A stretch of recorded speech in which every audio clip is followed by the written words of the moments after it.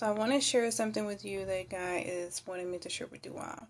So in the chapter Habakkuk felt like that he was being rejected by God.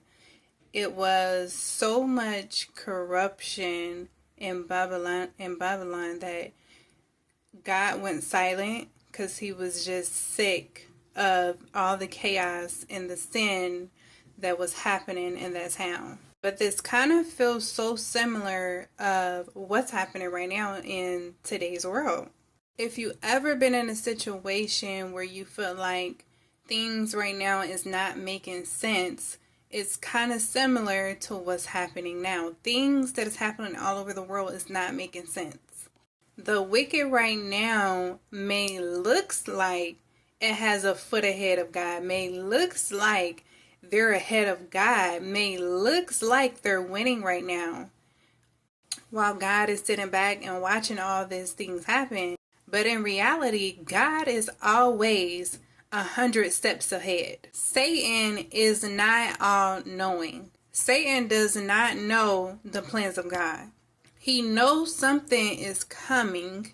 He knows that he is going to be destroyed soon. So that's why he is anticipating his time here on earth.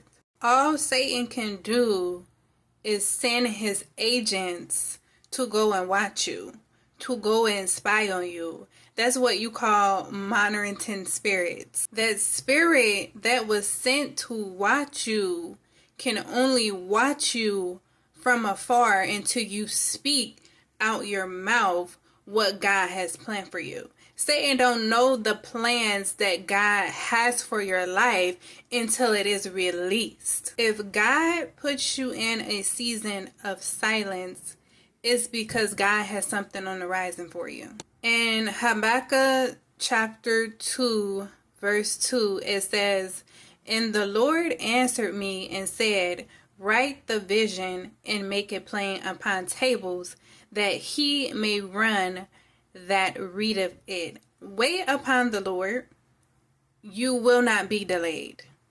Wait upon the Lord and you will not be delayed. If you go and you try to do things ahead of God, then that's when the plans that he has told you about, that's when these little inserts where Satan is allowed to come in to dismantle or ruin or set back what God has spoken over your life. When you wait on God and trust in what God is telling you to do, you can never fail. When God moves, you should move.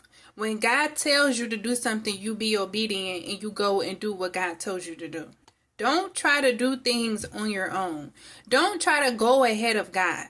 So while God is sitting back and watching all the chaos, all the ruckus, all the everything that is going on in this world right now, you are going to sit back and you're going to watch.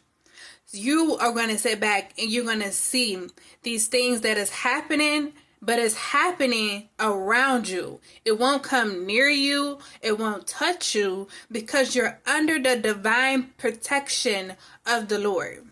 And so when God is getting ready to move, you go and move. When God goes right, you go right. When God goes left, you go left. Wherever God go, you should be going in the direction that God is going.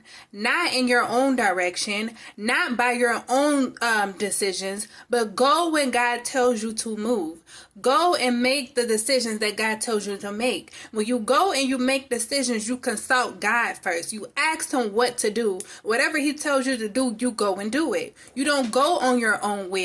This world trusts in their own will. They put their trust in their selves. So you're going on your own will. You're going by your own self. Meaning, so when you go and make these decisions, God is not backing you. But you shall wait upon the Lord. Wait upon the Lord until he tells you when to move. Thank you, God. As the Lord gives you instruction and direct you, even if at the time you don't know what to do and where to go, you seek the Lord. You seek the Lord for direction until he tells you how to move, how to go, and where to go and what to do. You don't move on your own. You go and you do. When God tells you to go, you go.